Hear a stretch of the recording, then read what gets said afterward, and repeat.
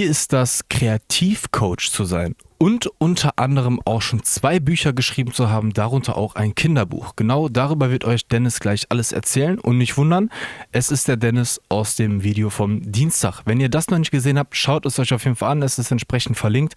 Da geht es um eine ganz andere Thematik, nämlich Quote-Manager und Familienbetrieb, Pensionspferdehaltung. Schaut auf jeden Fall rein und ein paar Zusammenhänge sind dann auch noch wichtig, um die zu verstehen. Von daher reinschauen. Lasst den Ganzen ein Like da und checkt auf jeden Fall die Links in der Videobeschreibung zu Dennis ab und auch den YouTube-Kanal von ihm gerne mal ein Abo dalassen. Er würde sich freuen und ich würde mich natürlich auch freuen, wenn ihr das gleiche für mich tun würdet. Hier unten links findet ihr den Button. Ansonsten, ganz wichtig, wenn du da draußen Gast werden möchtest, dann schreib mir per E-Mail. Die findest du auch in der Videobeschreibung und dann sehen wir uns jetzt gleich.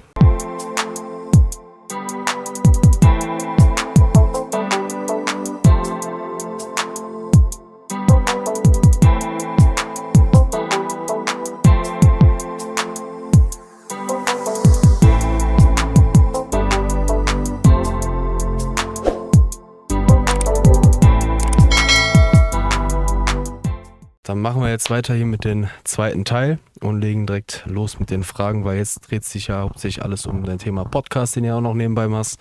Und da habe ich ja natürlich auch schon alles so ein bisschen durchschaut. Die letzten 2 Jahre machst du, glaube ich, schon, machst ja schon Podcast. Ich habe ja mit YouTube angefangen. Mikro, genau. Ich habe ja mit YouTube angefangen in dem Bereich. Ja. Und ich glaube, das ist schon 2 Jahre her, wo ich da angefangen habe.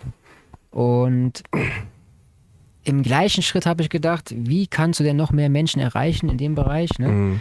Weil meine Themen sind ja Gesundheit, Bewegung, Persönlichkeit. Und weil ich ja quasi aus der Krankheit rauskam und ja, mein Leben quasi wieder lebenswert machen wollte, Ja. ne, habe ich dann beschlossen, diese Erfahrung auch mit anderen zu teilen. Und ja, es war die Zeit, wo ich dann auch bei YouTube sehr viele Vorbilder gesucht habe, die mir einen Anreiz geben oder mich, ja, ich sag mal, dementsprechend intellektuell vorbereiten, Ja. ne, auf die Sachen, die da folgen. Und Wissen ist ja nicht schlecht, um sich weiterzuentwickeln. Da fängst du auch an, mehr zu lesen und sowas.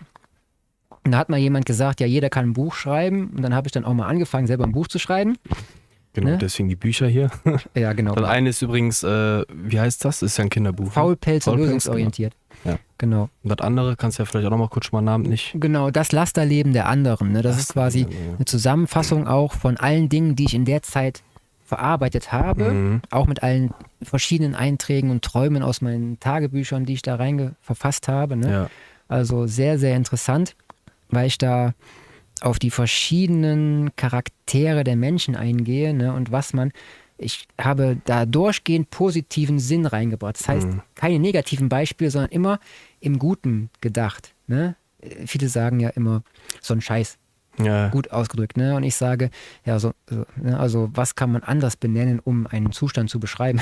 Ne? Also immer das Positive suchen, ne? Weil alles bringt einem einen Mehrwert. Ne? Jede Krankheit, da bin ich ein Paradebeispiel für, kann dir einen Mehrwert bringen. Ne? Du musst nur das richtige Mindset dafür haben. Ne? Und ja, dann habe ich einen Podcast angefangen und das Format ist quasi so aufgebaut, dass ich am Anfang Menschen einladen wollte, ne? Weil der Podcast heißt auch dencool_hallo_Nachbar, weil keiner weiß eigentlich wirklich, was der Nachbar so macht und was für Fähigkeiten er hat. Wenn Stimmt. du jetzt hier aus dem Haus bist und gegenüber klingelst, weißt du, was der beruflich macht, der Mensch. Ne, eben nicht, ne? So meistens. Obwohl ich jetzt hier schon den Podcast mache mit dem Beruf. Nein, aber na klar. Eben Ne? nicht. Also ja. in die Tiefe der nachbarschaftlichen Beziehung geht man selten. Besonders, ne, wenn man wirklich immer so aktiv ist und seinen Job nachgeht, dann bist du gar nicht im Bewusstsein, mal zu fragen, ey, was machst du denn überhaupt? Ne? Also wie kann man sich ergänzen? Wie kann man voneinander lernen? Und dafür ist der Podcast da gewesen am Anfang. Ist er immer noch, aber da muss ich ja erstmal hinkommen, um wirklich auch die Aufmerksamkeit zu generieren und ja alle Menschen auch im Umfeld, auch weiteren Umfeld, wie jetzt mit dir zum Beispiel hier. Ne? Das ist ja auch wieder ein sehr großer Mehrwert, wenn wir miteinander sprechen. Sehe ich auch so, Ne? ja. Und da kann man aus jeder Erfahrung auch sehr viel mitnehmen für sich. Auch wenn die Berufe fremd sind. Ne? Also man muss nicht gleich sein, um voneinander lernen zu können. Ne? Der Unterschied bringt da einen großen Ich wollte gerade sagen, genau das ist ja auch sogar der Lerneffekt dann. Ne? Genau, dafür ist der Podcast da, aber ich habe da sehr viele Bereiche reingebracht. Alles, was mich interessiert, alle Gedanken, ne? Und ich spreche da zum Teil sehr, sehr häufig alleine, ne? Aber es läuft, ne? Also der Fluss ist da und ich habe eben noch mal reingeguckt, ich glaube 3600 irgendwas haben schon meinen Podcast-Kanal gehört. Ne? Und ja, das ist halt richtig cool. Ne? Also wenn man sagt, dann hat schon über 3000 Menschen begeistert für etwas oder die zeigen da Interesse dran, dann muss das ja schon was bewirkt haben. Beim YouTube-Kanal bin ich ja nicht so groß, da arbeite ich gerade dran. Ich bin bei 54 Abonnenten. Wo hast du deinen Podcast gelistet? Also Spotify oder Anchor oder wo ist er? Der ist bei Anchor, habe ich ihn angefangen und dann wird, glaube ich, auf allen anderen Kanälen dann auch verteilt. Ja. Genau, ja, stimmt. Genau, das ist dann quasi, ne, also Anchor ist das Lilane. Genau, ja. So war das. Ja, weil das kann ich auch noch. Bis vor einem halben Jahr kann ich gar kein Anchor. Das habe ich auch also das Interessante ist ja, wenn du dich mit irgendwas beschäftigst, dann kommst du wieder auf was Neues. Und ich habe mich dann, ich glaube, Calvin Hollywood heißt der Mensch, bei Instagram habe ich den gesehen und der hat gesagt, ja, wenn du was tun willst, dann tu was. Ganz einfach, nimm dein Smartphone, ne? Und wenn du Gedanken hast oder irgendeinen Mehrwert nach draußen bringen willst, dann ganz einfach, guck dir mal Anchor an. Ne? Da kannst du einfach hier reinsprechen und dann einen Podcast hochladen. Ja, ganz so einfach war es nicht, aber ich habe es auf jeden Fall versucht zu machen, habe es dann noch umgesetzt, hat geklappt. Das Wort versuchen lassen wir also weg. Genau. Und dann baut sich das so auf und so machst du immer mehr. Ne? Also vom Podcast, dann wieder bei YouTube, dann andere Sachen und du entwickelst dich mit jedem Beitrag. Ne? Das merkst du ja auch, mit jedem Interview entwickelst du dich weiter und kannst andere Farben, andere Nuancen, andere Aspekte in das hineinbringen, was dich da, ne, was du umsetzen möchtest. Und so habe ich dann beim YouTube-Kanal zum Beispiel fast bei jedem Video eine andere Art reingebracht. Ne? Also diese sehr viel kreative Umsetzung und Variablen. Ne? Also es sieht aus wie in einem gemischten Zoo. Ne? Ja. So in der Art. Ich habe ja auch ein paar Videos von dir gesehen, wie du, glaube ich, auch ein paar Fitnessübungen erklärst. Genau. Also die waren jetzt älter, glaube ich, also die ich jetzt gesehen habe. Die ersten Videos, die waren, deshalb Gesundheit, Bewegung, Persönlichkeit. Ja. Ne? Ich habe auch einen Trainerschein und darf auch massieren und all sowas. Ne? Massageschein habe ich auch gemacht, weil ich halt wissen wollte oder auch beweisen wollte, ne? Jeder muss ja irgendwas darstellen, ne? Muss ja irgendein Papier haben, wo was draufsteht. Ne? Du kannst ja nicht einfach sowas machen, geht ja nicht, ne? Auch wenn du was kannst. Ja. Jeder will irgendwas haben, wie beim Führerschein. Du brauchst einen Führerschein für irgendwas zu machen, aber auf jeden Fall habe ich mit dem Sport angefangen, weil ich halt wusste, das ist etwas, wo ich sehr individuell auf die Menschen eingehen kann. Und viele Übungen, die ich so kombiniere, die bringen so viel an Steigerung für deinen Körper, für dein Bewusstsein, ne? für die ganzen Bewegungsabläufe, weil viele Kinder können nicht mehr rückwärts gehen, das ist ja schockierend. Ne? Ja. Und so kommt es auch besser in die Heilung. Das habe ich jetzt auch wieder neulich bei mir gemerkt mit dem Knie, dass wenn du halt in den Schmerz reingehst und wenn du in die Belastung reingehst, du dadurch den Schmerz überwindest und wieder frei wirst. Die meisten Menschen merken aber einen Schmerz und bleiben in der Starre und hören auf, sich zu bewegen. Und durch diese Schonung baust du noch mehr ab. Es wird weniger geschmiert, ne? Alles wird fest, ne? Die ganzen Faszien verkleben und dann hast du nur noch mehr Schmerzen. Ne? Die Gelenke wollen sich bewegen, sonst ist da irgendwann Feierabend. Ne? Also sitzen nur ist nicht gut.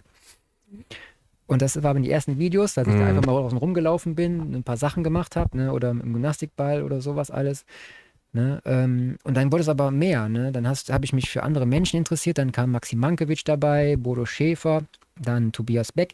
Ich nenne mal ein paar Namen. Ne? Vielleicht findet ihr auch die ganz, ganz toll. Ne? René Bourbonus, sehr, sehr, der kann sich sehr, sehr gut ausdrücken. Ne? Also da kann man auch sehr viel von lernen.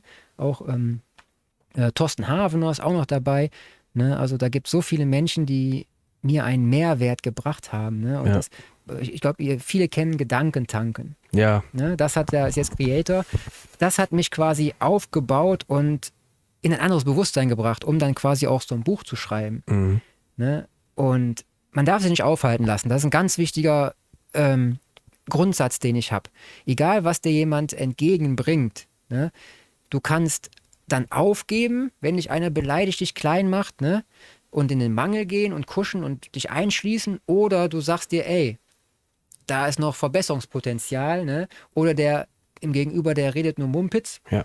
Ne? Ich ziehe mein Ding durch. Mein Ding durchziehen heißt, du machst etwas, was du dir in den Kopf gesetzt hast. Träume, Wünsche hast du ja wahrscheinlich auch. Und wenn du diese verfolgst, dann wirst du stetig wachsen. Ja, und das merke ich auch. Auch wenn ich jetzt nicht die Millionen Follower habe oder so. Ja. Ich merke, dass ich Menschen beeinflusse. Nicht, ich sage mal, bei Social Media ist nicht so groß wie in meinem Umfeld.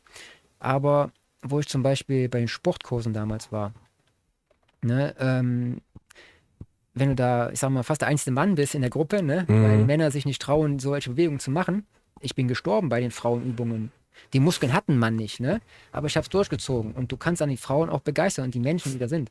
Ne? Da Und sind wir, da finde ich voll interessant, Thema Umfeld so, ne? Weil das kenne ich ja auch, wenn man zum Beispiel, ich hatte dir ja vorher kurz erzählt, so in meiner Crosshalle, sage ich mal, im Fitnessstudio trainiere, wo dann auf einmal sehr viele Gleichgesinnte sind, die dann zum Beispiel Calisthenic machen, aber was man zum Beispiel davor macht, sich mal wirklich ordentlich warm machen, dehnen, Mobility-Training, all solche so Gelenke durchbewegen, wo du, um jetzt darauf zurückzukommen, nämlich sagtest, ich sag mal, in normalen Pumper-Fitnessstudio würdest du als Mann schon eher wieder blöd angeguckt werden, so, weil warm machen, dehnen, gehört doch nicht dazu. Geh direkt an das Gerät und pumpt, ne?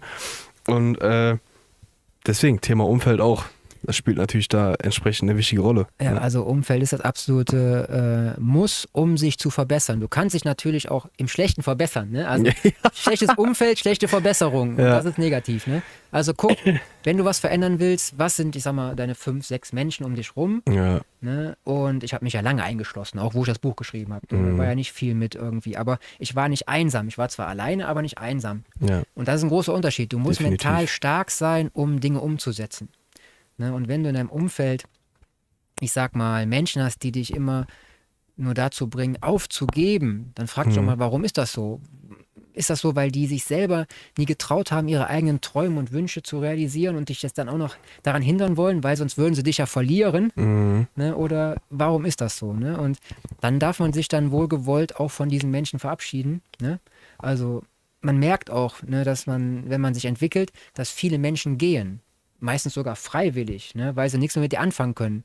Maxim Mankiewicz sagt das so schön, wenn du zum Beispiel eine Grußkarte kriegst, ne, und darauf steht, bleib so wie du bist, ne, dann wird er dir am besten neben durch den Mülleimer schmeißen, weil wenn du so bleibst wie du bist, dann hast du ja nie eine Entwicklung. Ne? Und man sollte sich doch immer irgendwie weiterentwickeln und verändern. Das ist das Leben, das ist der Sinn davon. Sollte so sein, ja. Genau. Aber dennoch machen das leider viele nicht. Ja, also ich finde das ganz, ganz wichtig. Stagnation ist dann halt bequem.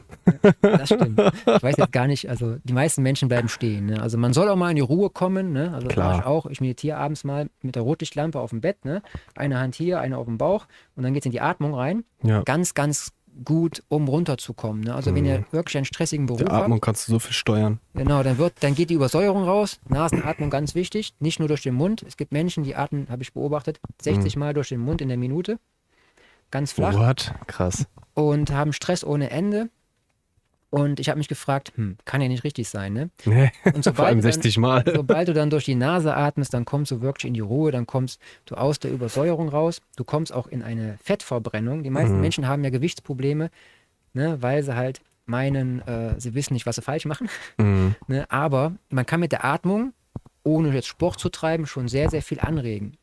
Weil wenn du deinen Stoffwechsel in Bezug mit der Nasenatmung wirklich mal in den Fluss bringst, dann werden einfach nicht die Sachen, die du gerade im Bauch hast, also die Zuckersachen verwertet, sondern halt in den Zellen wirklich die Energie rausgezogen. Ja. Ne? Und das habe ich gemerkt, wo ich ein kleines Michelin-Männchen war früher.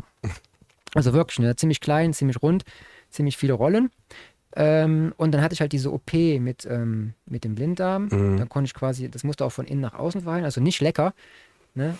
Und ich sah dann diese Fettmurmeln, wie Milchreis. Denke ich, meine Güte, was ist das, ne? Und dann nachher in dem Bezug, wo ich dann mich mehr bewegt habe und alles, da habe ich gemerkt, irgendwie bist du gerade grantelig, motzelig. Ne, es ist keine schöne Stimmung in dir, aber keiner hat dir was getan. Das Umfeld war okay, ne, der Moment war okay. Was war das? Da habe ich so ein bisschen recherchiert nachher und festgestellt, in unserem Fleisch ist ja Emotion und sind ja Giftstoffe und alles, werden da ja gespeichert. Ne? Ja. Das ist ja wie mit dem Fleisch, was ihr von den Tieren esst. Ne? Also, Ja. das ist schon so ein Bereich. Und als die verbrannt waren, war wieder alles gut. Aber in dem Bereich, wo die letzten alten Fettzellen verbrannt worden sind, ne, da war ich unstimmig. Ne? Da war ich motzig, ich wusste nicht, was los ist. Ne? Da war mir nicht gut. Ja. Und das konnte ich dann halt nachher merken. Und so komme ich in die Ernährung rein, ne? Also in den Aspekt Gesundheit, ne? Von der Bewegung aus. Und das schaltet dann wieder auch in der Persönlichkeitssachen frei. Also es ist ein Kreislauf, wie ein Rad. Ne? Ja, egal, definitiv. wo du ansetzt, aber du solltest in guten ansetzen, um weiterzukommen. Ne? Jetzt weiß ich nicht, wie wir darauf gekommen sind. Aber Ja, alles gut. Aber interessant wäre jetzt auf jeden Fall noch die Bücher. Fangen wir doch mal vielleicht mit denen hier an. genau. So, wenn jetzt Leute das ja auch, können ja auch kaufen. Ne, auf Das kann man kaufen. Da weiß ich noch nicht, ob man es kaufen kann. Ja. Das muss ich noch gucken. Aber Genau. dieses kann man auf jeden Fall kaufen. Und ja, was findet man jetzt alles da drin? Auf was kann man sich freuen, wenn man jetzt sich das Also, Buch zulegen ich sag will? mal, wenn du ein Mensch bist, der Kreativität sucht, da bist du bei mir an der richtigen Position, an der richtigen Stelle. Denn das Buch ist entstanden aus meinen Träumen und aus Ideen und aus den Bereichen, wo ich Vorbilder gesucht habe. Und dann habe ich natürlich auch Lösungsansätze und andere Dinge, ich sag mal, da hineingebracht, die mir geholfen haben. Und auch, ich sag mal, Wahrnehmungen vom Umfeld. Ne? Also, stellt euch mal eine rote Ampel vor. Das ist ein Ampelprinzip, habe ich da reingeschrieben. Fällt mir gerade ein. Oder Stoppschild oder so. Ne? Macht ja nur einen Sinn, auch an einer roten Ampel stehen zu bleiben, wenn auch andere Fahrzeuge da sind, die dann da rüber wollen, du so lange wartest. Ja. Wenn aber diese rote Ampel die ganze Zeit auf Rot ist und du einfach stehst und keiner fährt daran vorbei, minutenlang, stundenlang oder sowas, und du bleibst immer noch stehen, ist das schlau oder was ist das für ein Zustand? Ne? Also man soll sich immer fragen, wie eigenverantwortlich ist man selber, ne? Zu entscheiden, gehe ich meinen Weg, ne? Oder bleibe ich hier stehen und warte, bis mir einer sagt, ich kann weitergehen. Ja, das ist eine gute. Das ist der gute Weg Metapher. Des Selbstständigen. Ja. Also man sollte immer gucken, was kann man selber tun, was delegiert man. Und ich bin Fan davon, zu sagen, guck mal, ich mache das jetzt so. Wenn es dann bei mir nicht funktioniert hat, dann kann ich ja nochmal woanders Hilfe holen. Oder ich sage, ich bin mir da unsicher, ich gucke mir erstmal an, wie andere das machen und nehme das dann rein in meine Sache, die ich umsetzen möchte. Also Vorbildung ist immer wichtig, aber auch auf seine eigenen Fähigkeiten vertrauen, das ist ganz, ganz wichtig. Also das würde ich sogar noch höher schätzen, als immer auf andere zu gucken. Ne? Also immer, Vor allem wir alle können was, wir alle haben Fähigkeiten. Das ist ja das, weil viele sich ja dann auch eben halt nicht zutrauen, generell überhaupt mal Dinge zuzutrauen, mal zu machen, auszuprobieren, dann lieber halt mal einfach hinfallen, einfach aufstehen. Genau. Ne? Daraus lernen. Du bekommst immer ein Feedback, das ist das Schöne im Leben. Egal, was du eigentlich machst. Diese Unsicherheit, die viele jetzt haben, ne? Allein, weil sie zu lange drinnen waren jetzt, ne? Was für eine Zeit hinter uns sind und sowas. Und was du alles für Verpflichtungen neue hattest und sowas, ne? Was deine Lebensqualität eingeschränkt hat. Ne? Das sind alles Sachen, da bin ich gut drumherum gekommen. Ne? Also muss ich sagen, ne? Also es war die Zeit, wo ich dann auch auf dem Hof bei uns gearbeitet habe. Frische Luft, du bist unter den Pferden. Das ist auch noch ein Bereich, ne, den ich als Codemanagement beschreiben möchte in der Persönlichkeitsentwicklung. Du lernst nirgendwo so viel, also im Vergleich, im Außen, ne, wie zwischen Pferden. Soziale Gepflogenheiten, ne, Achtsamkeit, du musst dich bewegen können, ne? Du musst die Charaktere einschätzen können. Und das hilft dir nicht nur, wenn du in der Landwirtschaft bist zwischen den Pferden, das hilft dir auch im Unternehmen. Ich habe auch unternehmerisch gearbeitet, ne, im Onlinehandel, habe mit Kunden, gesprochen. Eine Geschichte kann ich dir erzählen. Im Ladenlokal Werkzeug verkauft und ich habe immer ein Auge da drauf und habe gefragt, wofür brauchen sie das Werkzeug denn? Ne? Und dann dies und jenes. Und manche hatten irgendwelche Wehwehchen, ne, konnten sich nicht gut bewegen. Und dann habe ich gesagt, ja, dann ist das Werkzeug eher nichts für sie. Ne? Alternativ würde ich Ihnen das empfehlen. Testen Sie das mal. Und dann immer weiter in dem Bereich, ich sag mal, Verbindungen erzeugt. Ne? Und gesehen, was wollen die Menschen überhaupt machen? Was wollen die denn damit überhaupt erreichen? Ne? Und wie gehen die damit um? Ne? Und wie fühlen die sich gerade? Ja. Und dann habe ich dann den Gesundheitsaspekt schon vorne angesetzt und habe gesehen, oh, der Mensch hat dieses folgende Problem. Ne? Und dann kamen die Menschen nachher nicht nur wegen dem Werkzeug, sondern auch, weil sie halt wegen ihrer Gesundheit etwas wissen wollten von mir. Und da habe ich gemerkt, oh, du kannst die Menschen ja positiv beeinflussen mit deinen Fachkenntnissen. Ja. Und dann ging das so weiter, ne? Also wirklich interessant, wenn man dann alles mal durchmacht. Ne? Also ich gebe auch so Seminare und Kurse, nur so mal als Info, im Code-Management. Das heißt, wenn du ein Unternehmer bist, der mal eine andere Perspektive haben möchte und wirklich mal in der Scheiße graben, sage ich mal, um wieder runterzukommen und zu wissen, was habe ich denn überhaupt an meinem Beruf, den ich jetzt gerade ausübe, oder möchte ich mich neu orientieren, oder fehlt mir eine gewisse Aufmerksamkeit, ja, irgendwas muss ich Neues haben, dann lade ich dich hier mit ein, ne, melde dich bei mir und ich gebe dir mal, ich sag mal, ein 1-Gespräch zwischen Pferden, ne? Und dann wirst du mal erleben, was eine andere Welt ist. Ja, dann wirst du auch deine Lebensmittel ganz anders wahrnehmen. Und dein Umfeld im Allgemeinen in Bezug zu den Tieren, zu Pflanzen und zu den Menschen. Denn wir Menschen haben die Eigenschaft, andere Menschen nicht richtig wertzuschätzen. Also auf der Gefühlsebene sind wir oft, wünschen wir uns auf der Gefühlsebene mehr Liebe, ne, mehr Zuneigung, aber im Umkehrschluss sind wir so abneigend und so abwertend zu anderen. Ja, stimmt. Und das ist derbe traurig. Definitiv. Ne? Und das möchte ich halt aufheben in meinem Bereich. Ne? Gesundheit, Bewegung, Persönlichkeit, Beziehung, Liebe. Liebe ist das Höchste, was ich erreichen möchte zu verstehen. Keiner versteht es, aber jeder will es haben. Ne? Also da arbeite ich sehr hart dran. Und dieses Buch ist quasi mein Lebenswerk im Bezug von, ich glaube, 8, 10, also 12 Jahre sein, wo ich Tagebuch geschrieben habe. Ne? Also ich habe richtig, so einen Haufen habe ich voll gemacht. Ne? Ich wusste gar nicht, wo ich die Bücher hernehmen soll, wo ich reinschreibe. Und dann habe ich da sehr vieles daraus, ja, ich sag mal, synthetisiert. Ne? Und dann ja, in dieses Buch reingebracht. Hat jetzt ein neues Cover, sieht bunter aus. Ne? Also ist nicht mehr so schwarz. Und, aber der gleiche Inhalt. Kann man bei ePubli halt erwerben, wenn man möchte. Ich würde empfehlen, das Papierbuch zu nehmen. Ist in Farbe und ich sage mal, ganz anders geschrieben, als was ihr als E-Book wahrnehmt. Ja, das Format ist ganz anders. Also würde ich immer die Sachen, die man anpacken kann, vorziehen vor den elektronischen Dingen. Der generell, ja, stimmt schon. Weil da kann man auch mal, wenn das Licht ausfällt und der Strom ausfällt, ja, mit der Kerze Stimmt. Das haben wir ja heutzutage. Wir sind ja so technikabhängig. Ne? Ja, und das lernst du auch beim Code-Management, den Körper wieder einzusetzen, zu gucken, was geht ohne Technik, ne? Ohne Smartphone. Lass mal den ganzen Elektrokram zu Hause, zieh die Gummistiefel an, wäre vorteilhaft, und dann geht's raus zu den Pferden und dann schaust du mal bei jeder Witterlage, wie dein Körper sich verhält in dein Bewusstsein. Ja. Weil du kommst nicht in die Umsetzung, wenn dein Bewusstsein nicht stark genug ist. Und wenn du in der Kälte bist mit Handschuhen und wer weiß was alles, ne? Der Wind weht dir um die Ohren. Ich habe jetzt mir die Haare geschnitten, ne? Kurz gemacht, richtig. Dann merkst du erstmal wieder, wie der Wind so deinen Kopf abkühlt, ne? Wenn die Haare fehlen. Ne? Und dieser Unterschied, wenn du im Büro sitzt, klimatisiert, vom Monitor, ne? Draußen regnet, schneit, weiß ich was, ne? Und du sagst dir, ja, scheiß Wetter, ne? Aber ich bin hier drin. Ne? Aber mir tut trotzdem alles weh. Ne, was kann man ändern? Ne? Dann würde ich mal empfehlen, egal bei jeder Wetterlage mal rauszugehen, ja, mal durch den Wald spazieren oder halt zu uns zu kommen. Da können wir einiges tun, um ja, die Gesundheit neu zu starten. Ne? Also es geht immer von der Ernährung an, vom Bewusstsein und dann weiter, ich weiß nicht, wo deine Grenzen halt liegen und die kannst du immer wieder woanders hinsetzen, die Grenzen. Ich wollte gerade sagen. Grenzen setzen wir uns ja nur selber letztendlich, ne? Genau, also das ist ein Buch quasi, wo man sagen kann, da ist alles drin enthalten. Wenn man hinten drauf guckt, dann sieht man da so ein paar Strichmännchen, sind noch innen drin enthalten.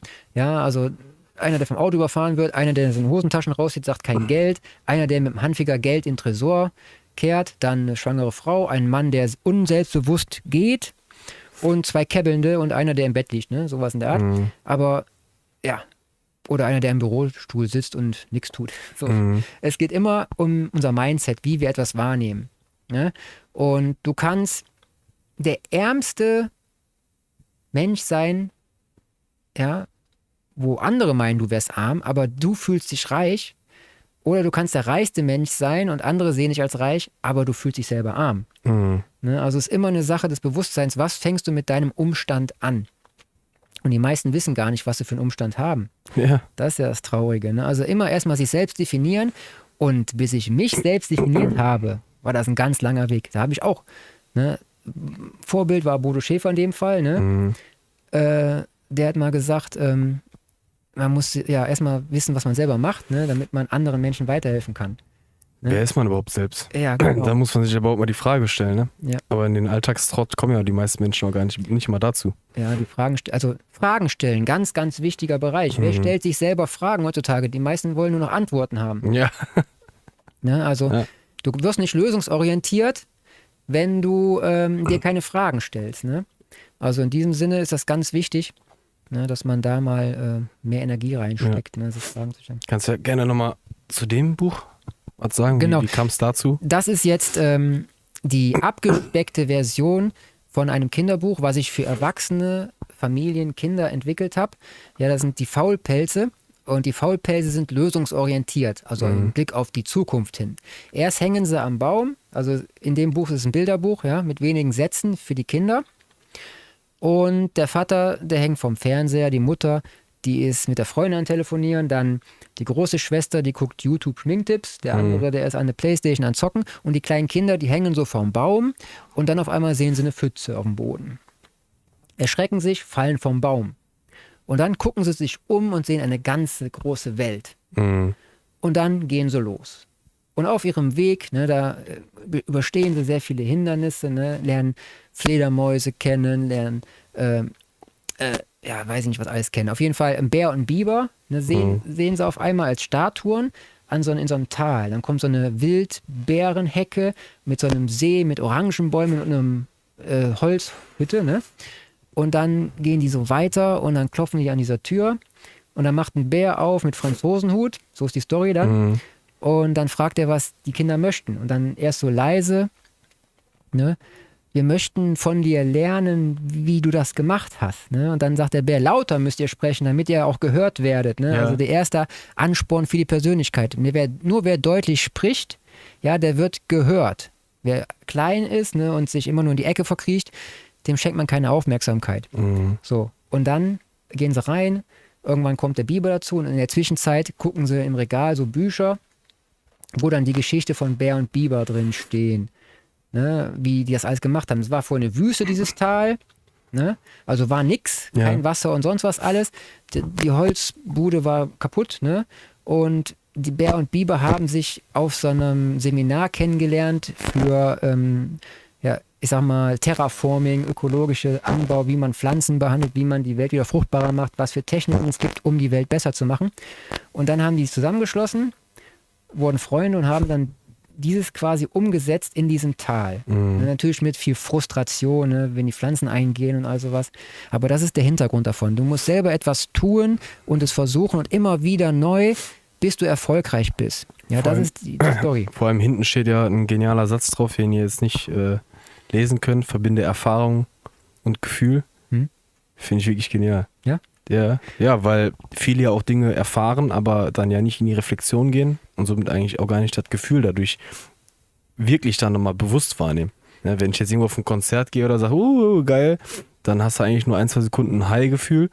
Aber wenn man sich vielleicht mal im Nachhinein reflektierend nochmal da hinsetzen würde, was habe ich eigentlich wirklich dabei gefühlt und das nochmal alles hochkommen lässt, also dann hat man die Verbindung aus Erfahrung und Gefühl. Also ich finde das schön, dass du das so sagst. Also wenn man selber sowas macht, ist das ein ganz anderer Blickwinkel. Und wenn man dann von anderen Menschen dann, ich sag mal, seine eigenen Sätze erklärt bekommt, dann ist das ein großer Lerneffekt. Ne? Also ich hab auch hinten drauf auf dem Buch, das ist glaube ich noch nicht in der Form noch nicht erhältlich, nur in einer anderen Form. Hier ist auch ein QR-Code drauf hinten. Ich habe diese Geschichte aus dem ersten Buch, ne, quasi auf YouTube gesprochen, bevor das Buch fertig war. Ja. Also quasi sitze ich da in der Mütze in so einem ganz alten Klappstuhl mit der Weste an und erzähle dann ganz kreativ mit einem Tee, was die denn da erleben und was da alles für Gedanken bei sind. Ne? Und das kann man sich bei YouTube reinziehen. Ich glaube, dauert etwas über 2 Stunden oder so. Ja, als Geschenk an euch sozusagen. Ja, cool. Bin ich gespannt. Ne? Aber auf jeden Fall sind das so Projekte, die ich immer weiter angehe und die mich zum Wachsen gebracht haben. Und das kann jeder. Also ich rufe alle Menschen da draußen auf, jeder kann sowas. Man muss es nur für sich glauben und umsetzen. Wenn du einen Satz schreibst, kannst du auch einen zweiten Satz schreiben. Ja, ich war ja auch schon beeindruckt, wo du gesagt hast, im Vorgespräch, müsst ihr euch mal vorstellen, ich glaube 1 Jahr lang hast du gesagt, hast du dich nach der normalen Arbeit, sag ich mal, der Tag ist ja auch schon lang, also Teil 1, ne, hier alles zum landwirtschaftlichen Geschehen reinziehen und dann noch bis Mitternacht immer sich jeden Tag so um den Dreh, ne? Also war intensiv. Aber das ging auch nur durch das richtige Mindset und die richtige Ernährung. Ich habe mir so einen Drink gemacht, zu empfehlen, wenn man mehr Energie haben möchte. Ich habe immer so eine Karaffe, etwas mehr als ein halber Liter, Zitrone rein, Ingwer rein, Pfeffer rein, Kurkuma rein, ein bisschen Öl drauf, Paprika habe ich da ein bisschen reingetan, Chili und ganz, ganz wichtig für die enzymatische Verwertung, Trauben. Also Rosinen, getrocknete Rosinen rein, zack. Ne, dann kann man auch, als Tipp kann man sich auch in Wasser reinlegen und dann einen Tag später trinken. Ne? Das enzymatisch macht das was im Darm und im Magen. Auf jeden Fall, ich dachte, was geht ab? Ne? Ich konnte bis 4 Uhr morgens sozusagen wach bleiben. Ne? Habe ich auch manchmal gemacht. Ja. Aber ich habe auch krass abgenommen in dem Bereich, ne? Weil du halt wirklich so viel verbrennst. Kann ich an der Stelle übrigens auch, was du sagst, auch bestätigen. Also ich habe morgens zum Beispiel auch jetzt so seit 2 Wochen grünen Tee, also alles frisch und bio und so, ne? Übrigens grünen Tee, Ingwer frisch, Kurkuma frisch und Pepperoni, also Chili frisch, die Stücke rein. Die anderen Komponenten habe ich jetzt nicht mit drin, aber jetzt einfach nur so, dass ich wirklich bestätigen kann, weil da gibt es auch Studien zu und so, zum Beispiel Kaffee, wenn du trinkst. Ja, du hast einen Aufwärtstrend, aber nach einer halben Stunde sackt das wieder ab. Und bei allein jetzt nur die Komponente grünen Tee geht's nach oben und es bleibt. Und das ist zum Beispiel das, was ich jetzt wirklich jeden Tag auch so bestätigen kann. Ich habe kein Formtief mehr. Allein nur dadurch. Wenn du dann natürlich noch den Rest der Ernährung anpasst, super, optimal. Aber es ist wirklich so. Und klar, dann die ganzen anderen Komponenten noch mit rein. Das ist auch voll interessant vom Geschmack und was man da erlebt. Und, das ist schon geil. Ja, hier darf ich auch noch was ganz, ganz Cooles erwähnen, was mir quasi einen neuen Blickwinkel verschafft hat. Das mit den Supplements. Also wenn man jetzt zum Beispiel auch von den Tees spricht oder sowas. Matcha, eine super Sache. Ja. Ne? Also ganz anderes Kopfniveau. Ne? Also wirkt auch aufputschend, ne? Aber ich merke alles sehr sensibel und sehr krass und schnell. Also wenn ich Schmerzmittel nehmen wollen würde, ich habe keine Schmerzmittel genommen, übrigens bei der OP. Ich weiß gar nicht, was wir erzählt haben. Ne? Nur mit Teil 1, wisst ihr Bescheid. Nur mit meinen Supplements gemacht. Ne?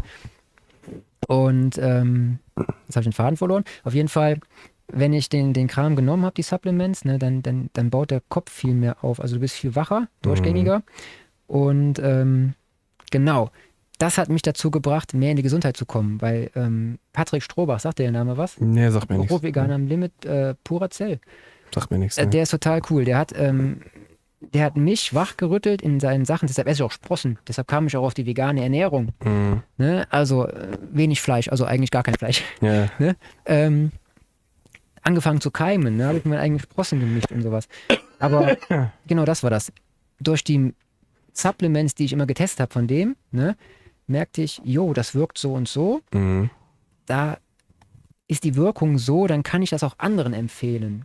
Und meine Erfahrung gebe ich immer sehr gerne weiter, auch in den Coaching und Seminaren, und mache das sehr individuell. Also ich mache sehr viel fürs Mindset und für die Selbstmotivation, um sich selber zu optimieren. Also hast du den Wunsch, ich sag mal, abzunehmen oder erfolgreich sein zu einem Job und eine ganz neue Perspektive haben zu wollen, dann kannst du mich gerne ansprechen. Ich bin dafür voll dabei. Und ich habe das gemerkt, also bei mir sind die grauen Haare weggegangen, ne, sieht man jetzt vielleicht nicht, aber auf jeden Fall, ich hatte auch Haarausfall, graue Haare bekommen und das ist schon 10, 15 Jahre her oder so. Ich hatte eine Brille, die brauche ich auch nicht mehr. Krass, ja. Und das alles nur durch die richtige Zufuhr von den Nährstoffen, Mikronährstoffen, Spurenelementen. Ne? Und das ist wirklich so. Ich weiß, dass da für einige vielleicht wieder so jetzt hören oder zusehen, denken so, ja, was ist das für ein Schmarrn? Aber du bist wirklich das, was du isst. Das ist so. Also ich zum Beispiel ernähre mich basisch. So. Viele werden jetzt basische Ernährung nichts sagen, aber letztendlich ist das eigentlich das, was die Natur hergibt. Auch vor allem fast eigentlich vegan. Das ist wirklich krass, wenn man dann noch halt wirklich sich damit auseinandersetzt, was man weiß, welche Vitalstoffe, Supplemente auch wirklich wichtig sind und man benötigt und so weiter und so fort. Die ganzen Tees, Kräuter, Wurzeln, welche Effekte die alle haben, das ist so phänomenal. Das ist der absolute Hammer. Das ist der absolute Hammer. Ja, deswegen, also wenn ihr mehr wissen wollt, dann habt ihr ja auf jeden Fall auch schon mal Der beste Tipp für gute Knochen, für schöne Haare, Haut und Augen und was weiß ich. Silizium, also alles organisch, also bioverfügbar. Also die Supplements, die sind bei mir liposomal, ne, verkapselt, das heißt, 10-mal besser aufzunehmen für den Körper. Genau.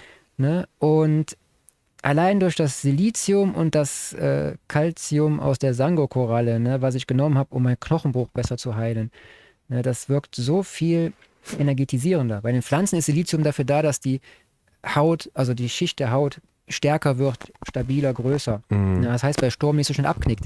Übertragen auf den Menschen heißt das, seine Knochen werden stabiler. Ja. Wenn man eine Studie, ganz, ganz toll über Silizium bei Hühnern. Ne? Silizium konventionell gehalten, also die Hühner konventionell gehalten, so, ne? Ohne Silizium, ne? Und die Hühner die mit Silizium, ich sag mal, denen es zugeführt worden ist, die waren doppelt so groß.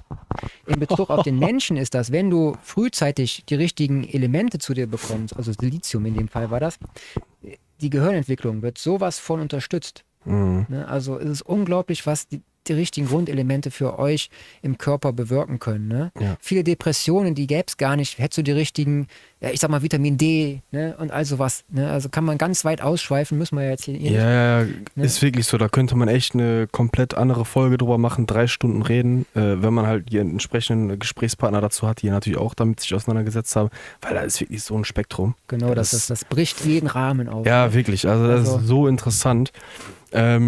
Wir kommen jetzt auch schon so langsam zum Ende, aber 2 Fragen hätte ich auf jeden Fall noch so.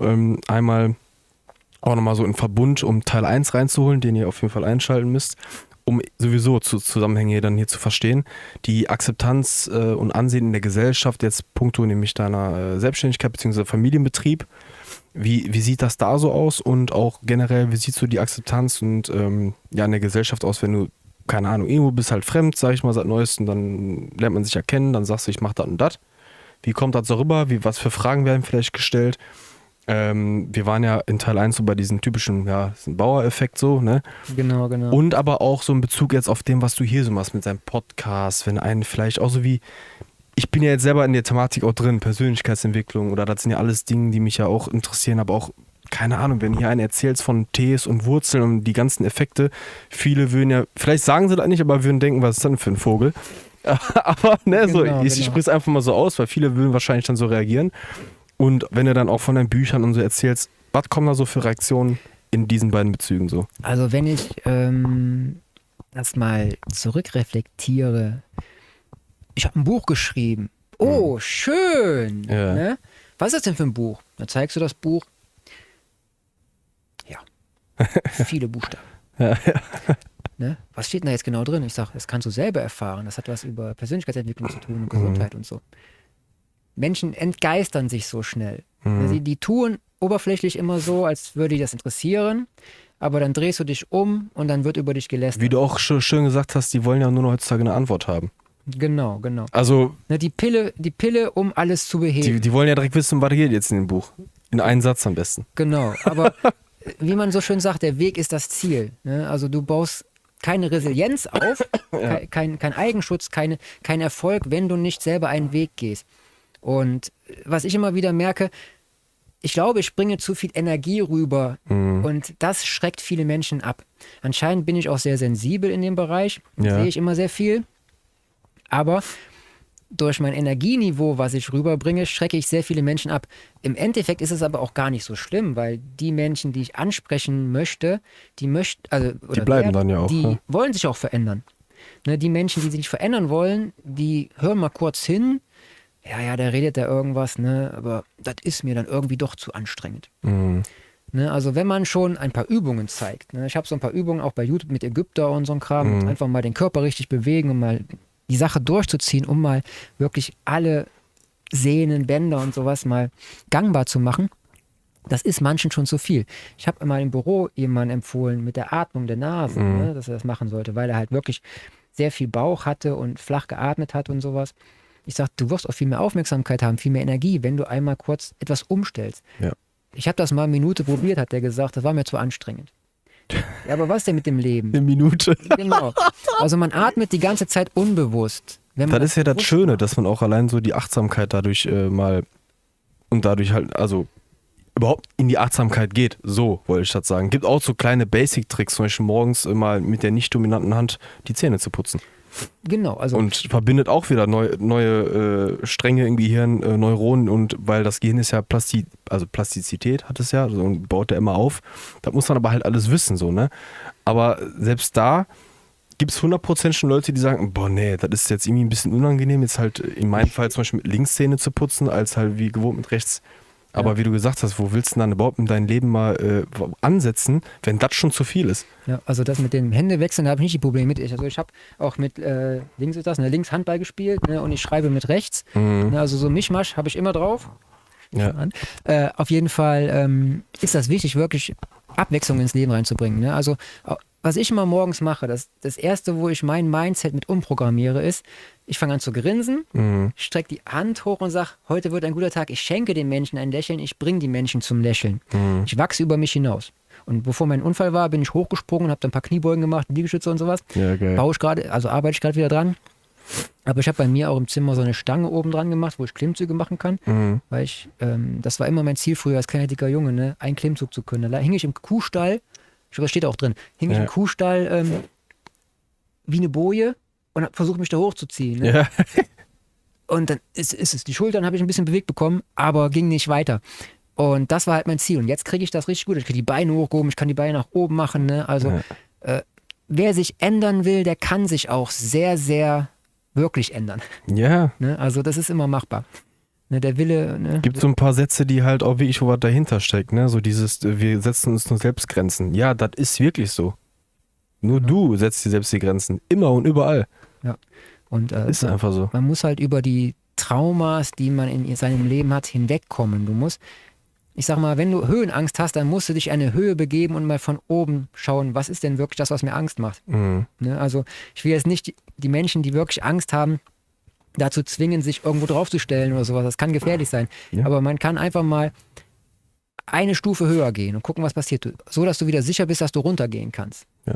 Ne? Also ganz, ganz wichtig. Und viele Ängste in der Gesellschaft, klar, es ist dann vielleicht, naja, was heißt vielleicht eine andere Angst, aber viele Ängste sind auch letztendlich geschürt durch Glaubenssätze, die wir irgendwann mal auch von Eltern mitbekommen haben, die, weil sie einfach vielleicht auch nicht besser wussten, aber heute haben wir ja den Zugang zu den ganzen Informationen, um uns eben halt auch eventuell oder am besten hier und da umzuprogrammieren und dann eben halt auch selbst daran zu wachsen. Ich habe zum Beispiel eine hier zu Gast gehabt, die hat was sehr, sehr Interessantes gesagt, fand ich richtig geil, wenn man mal den Ansatz jetzt in der Schule im System betrachtet. Und zwar hat sie gesagt, guck mal, wie wir ja schon die Leute benoten oder bewerten. Ein Kind bekommt jetzt seine Arbeit zurück, sein Diktat, wie auch immer, und dann steht da, du hast 9 Fehler, 9 von 10 Fehler. Und in Rot. Also all solche Akzente. Warum kann man nicht sagen, du hast eines richtig gemacht? Ja, also weißt du, auf das Richtige zu fokussieren. Und dann am besten noch in Grün schreiben. Also darum geht's. So wäre doch, weil so hast du ja die Message sofort, ja scheiße, ich darf keine Fehler machen. Fehler ist schlecht, so komme ich nicht weiter im Leben. Ja. Anstatt man, oder bei Rechenaufgaben, ihr wisst auf jeden Fall, glaube ich, was ich meine, dass man eben halt auf das Gute hindeutet. Ja, hör mal, du hast 4 von 10 Aufgaben richtig gemacht. Gut, nächstes Mal sind es 5. Genau, da habe ich auch ein schönes Beispiel aus der Schule in dem Bereich, habe ich mitbekommen. Rechenaufgabe. Hans hat Lisa 7 Äpfel geklaut. Dann schreibt der Schüler dahin, also Frage war, wie viele Äpfel sind noch da? Ne? Schreibt er, keine Äpfel. Ist falsch, weil es hätte 0 hingeschrieben werden müssen. Ja. Ne, also die Wahrnehmung, was richtig und falsch ist, liegt eigentlich immer bei uns, doch wir werden durch dieses System dazu gebracht, anders darauf zu gucken, wie was bewertet werden muss. Und die Fehler werden nun mal sehr, sehr stark dargestellt im Verhältnis zu denen, was wir gut machen. Wann werden wir nochmal richtig gelobt für irgendetwas? Ja, da sagst Im Unternehmen sehr, sehr selten. Vor allem dann auch wirklich aus dem Herzen kommend, also ehrlich gemeint und nicht so, ja, das war gut gemacht. So, ja. Genau, also diese Gefühlsebene, das ist auch ein Punkt bei Aktion Mittelstand, wo ich mehr in die Beziehung eingehen möchte zwischen Arbeitnehmer und Unternehmer. Also dieses Verbinden, weil die Kommunikation ist da wirklich so fremd. Keiner versteht mehr irgendjemanden, aber will irgendwas von dem Gegenüber. Ne, und wenn man da wirklich mal in die Beziehung geht und mal schaut, was wünscht sich der eine denn überhaupt von dem anderen und was kann man ihm Gutes tun, damit man das Ergebnis erzielt, was beide haben wollen. Eine Win-Win-Situation. Steht auch was drüber drin. Ne? Ja. Auf jeden Fall ist das wichtig, dass wir nicht schauen, ich möchte das haben, ne? Nur das, sondern was möchte ich überhaupt damit erreichen. Ne? So würden viele Unternehmen viel, viel mehr Erfolg generieren, wenn sie mit ihren Mitarbeitern mitarbeiten würden und die Mitarbeiter mit ihren Chefs, Unternehmensführern arbeiten würden und nicht ich habe keinen Bock mehr. Also den Satz, den habe ich zur Genüge gehört. Schon morgens beim ersten Schritt in die Firma hat das jemand gesagt. Ich sage, wenn du keinen Bock hast, warum bist du denn hier? Ja, ich muss ja. Und dieses Ich muss ja ist ein Zwang. Und immer wenn wir uns wozu zwingen, dann haben wir eigentlich keine Lust dazu. Dann möchten wir was anderes tun. Ja. Und ich möchte wirklich die Berufung wieder sichtbarer machen. Also jeder Mensch sollte sich zu irgendetwas berufen fühlen. Ja. Ne? zu seinem Job, was ihm Spaß macht. Und Definitiv. Ich sehe das hier quasi in meinem Bereich auch so, dass ich mich dazu berufen fühle, es macht mir Spaß, ne? Obwohl, ich sag mal, man könnte mehr Einnahmen haben in dem Bereich, ne? Ich mache das auch sehr preiswert, aber mit hoher Leistung und mit sehr, sehr kreativer, ich sag mal, Ergebnisführung, weil ich das immer individuell mache und dann sind die Preise dementsprechend auch abhängig, ne? Ja. Und ich sag mal, wenn andere so Coachings verkaufen, ich sag mal für 3,5 oder so über 2 Tage oder was, ich weiß nicht über die Preise, auf jeden Fall ziemlich hohe Preise, da gehe ich am Stock dran, weil man muss ja auch auf die Menschen eingehen und man darf auch in Vorleistung gehen, das mache ich gerne, ich gehe in Vorleistung und schaue dann, wie agiert denn der Mensch da überhaupt, ne? Was bringt mir das auch, ihm zu helfen und wenn ich schon sehe, Überhaupt zu gucken, passt halt auch. Ich habe da gerade 2 Stunden investiert, habe diese Vorschläge gemacht, um, ich sag mal, das Mindset zu verbessern, die Ernährung, ne, um irgendwo anzusetzen und dann ist da aber im Gegenüber nur, ich sag mal, was muss ich denn da jetzt machen? Ja. Da muss ich mich ja anstrengen. Ja. Das ist dann sehr frustrierend, aber dann denke ich, daran wachse ich wieder in der Erfahrung. Jetzt habe ich wieder gelernt, wie verschiedene andere Menschen reagieren in dem Bereich. Ne, dann habe ich den auch schon wieder ausgegrenzt und kann mich wieder auf die Menschen fokussieren, die wirklich Hilfe sich wünschen. Definitiv, ja. Ne? Gut, dann würde ich das Interview schließen mit der letzten Frage. So, was steht denn jetzt so für dich in Zukunft an Projekten noch an? Wo willst du vielleicht hin? Vielleicht noch ein Buch schreiben? Wie sieht es mit dem Podcast oder so aus? Was hast du da so für Pläne? Also Bücher habe ich noch sehr viele in der Liste, die ich noch fertig machen muss. Ne, das ist dann, ich fange eins an, dann kommt eine andere Idee dazwischen, dann wird die erstmal umgesetzt, weil das dann doch schneller geht. Ne? Also so flexibel wie das Leben ist, so sollte man sich auch geben. Also ich möchte auch mehr Lesungen und sowas machen hier. Da habe ich zum Beispiel auch mal für eine Kirche habe ich da mal, ich sag mal, einen Vortrag gemacht mit dem Kinderbuch für Kinder. Ne? Und ich möchte das Coaching ausbauen. Also alles in dem Bereich Gesundheit, Bewegung, Persönlichkeit wird mehr ausgebaut. Das Podcast-Format wird mehr ausgebaut. Vielleicht bist du ja auch mal zu Gast bei mir in dem Bereich. Sehr gerne. Ne? Und dann kannst du mir deinen Lebensweg nochmal genauer erklären, weil da lernt jeder was von. Definitiv. Und ja, in der Landwirtschaft möchte ich auch weiter ausbauen. Da habe ich dann vor, bei uns erstmal diese Bewegungshalle fertig zu machen, die wir gerade am Bauen sind. Dann verschiedene Events auch zu starten. Ich bin in Kooperation mit Janosch Jungblut im Bereich. Kenne ich ja. Und da möchte Grüße gehen raus. und da möchte ich dann auch noch verschiedene Dinge umsetzen. Dann habe ich vor meinem Unfall auch vorgehabt, einen Seminarraum zu bauen bei uns über dem Reiterstübchen, wo wir quasi auch verschiedene Kurse geben können. Ne? Also du kannst da von Bewegungstherapien, also Sport und sowas alles machen, bis irgendwelche Vorträge halten über Landwirtschaft, über die Persönlichkeit. Alles kann man da abhalten, ne, wenn man das quasi möchte. Ne, es ist jetzt kein Hotel oder so, es ist ein Pferdehof. Ne, es ist dann eine Etage höher auf dem Holzboden. Ne, da muss man noch schauen, wie wir das alles genau machen. Aber auf jeden Fall hättest du die Möglichkeit da, mit Menschen zu interagieren, die auch deine Interessen mitverfolgen, wenn du mal so ein Seminar geben möchtest. Und ich möchte halt in der Persönlichkeit weiterbringen, eher in der Bewegung und in der Gesundheit. Und wenn man dieses Rad weiterdreht, geht das dann zu deinem Nachbarn hin. Ne? Ja. Also bist du mal eingeladen, wie lebt er, was isst er, was denkt er? Ne? Wie könnt ihr euch gegenseitig unterstützen, ne, in den verschiedenen Lebensbereichen? Und das möchte ich halt in meinem Umfeld, in meinem Dorf, in meiner Welt, in unserer Welt ne, weiter verbreiten. Ne? Das ist mein Ziel. Cool. Ne? Große Vorbilder habe ich natürlich, ne, wenn man Maxim Mankiewicz sieht oder Tobias Beck oder so. Ne? Vielleicht stehe ich auch irgendwann auf einer großen Bühne, kann auch möglich sein. Habe ich nichts gegen. Ne? Aber auf jeden Fall möchte ich auch mehr lernen, bewusster zu denken und zu handeln. Da setze ich stark den Fokus drauf, ne, um noch mehr den Menschen weiterzuhelfen. Ja. Ne, denn alles, was wir an Energie ausstrahlen, ne, aus unserer Herzenergie raus oder so, das empfängt das Gegenüber ja. Ne, und die Stimmung aufzuhellen, das ist ein großes Ziel von mir, ne, dass man quasi nicht immer depressiv durch die Welt rumläuft, ja, und andere mit runterzieht, ja, sondern Menschen aufbaut und ihnen einen Mehrwert schenkt. Das ist mein Ziel. Toll. Genau. Ja, gute Schlussworte würde ich sagen an der Stelle. Ja, bedanke mich nochmal für deine Zeit auf jeden Fall. Vielen Dank, ich danke auch. Komm auf jeden Fall sehr gerne dann auf den Podcast zurück. Da werden wir bestimmt was finden. Und ja, Ansonsten kann ich nur gerne euch auch einladen, wenn ihr hier Platz nehmen möchtet, dann schreibt mir per E-Mail, findet ihr in der Videobeschreibung, da findet ihr auch nochmal entsprechend alle anderen Links zu ihm und ja, schaut dann gerne im nächsten Video rein. Wir sehen uns dann. Ciao, ciao. Tschüss.